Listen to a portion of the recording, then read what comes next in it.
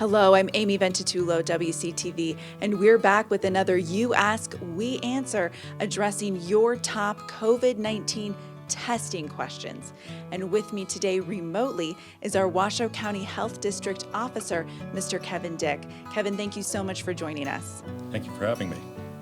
So the top question we've received in our community is, why can't we test everyone who's experiencing symptoms? The reason that we can't test everyone with symptoms is that we don't have an unlimited supply of tests available. And so we're focusing our testing on the most vulnerable populations so that we can determine whether they have COVID-19 or not. So vulnerable populations include our elderly population and people with underlying conditions. And these individuals are most at risk at getting more severe cases of COVID-19. So if we can get them tested to ascertain whether or not they have the disease, then if they are getting worse and need to be going to the hospital, we'll know whether it's COVID-19 or something else.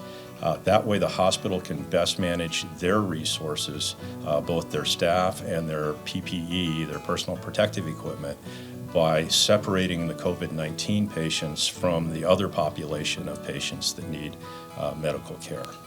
We also will use testing if we have known case contacts where we feel it is important to be able to diagnose them with COVID-19.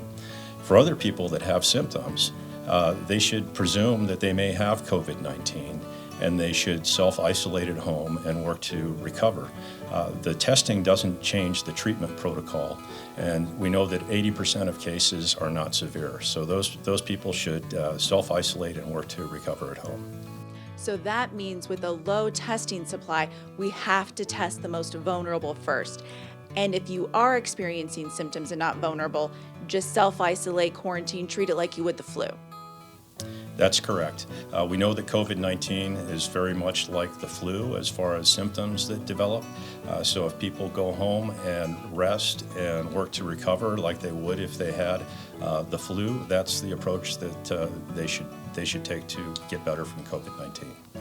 So another question we've received is, what is the difference between testing kits and collection kits? That's a great question.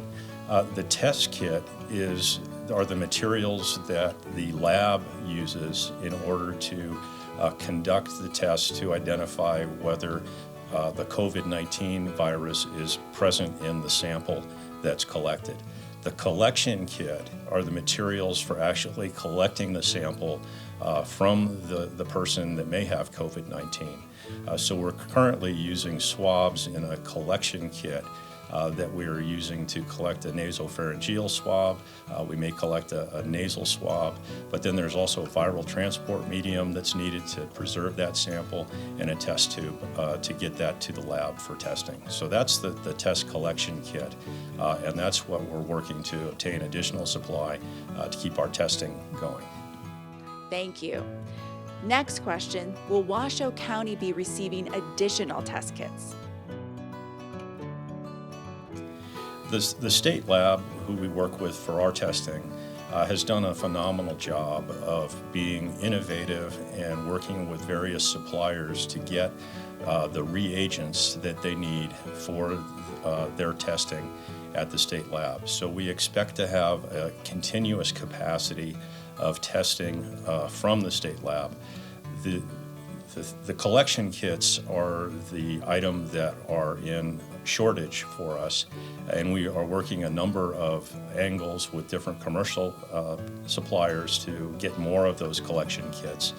The lab has also been innovative in taking an approach to be able to manufacture those collection kits, putting swabs and the viral transport medium and tubes together for our use. So that is sustaining us at this time, and we hope to have additional collection kits and more capacity in the future.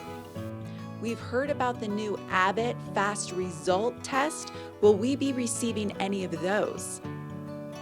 Yeah, that Abbott ID Now, it's called, is a new test that's been developed. It's a nucleic amplification test that looks at the RNA for the virus. So it's a DNA type sample, but it runs very quickly. It's about a 15-minute test, so it allows for rapid diagnosis of whether somebody has COVID-19 or not. Senator Amodei has been working to procure some of those test devices for the state of Nevada, and so we hope to have some of those in the not too distant future, and that will provide for some rapid detection capacity. The devices run a sample at a time, so it's not a large-scale testing, but it may be very good for people that haven't previously been tested that are presenting at the hospital, for healthcare staff, emergency responders, et cetera, to get a quick turnaround on test results. Thank you, Kevin.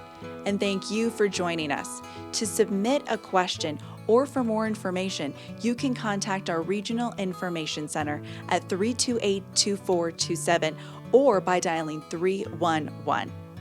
I'm Amy Ventitulo, WCTV, and we'll see you next time on You Ask, We Answer.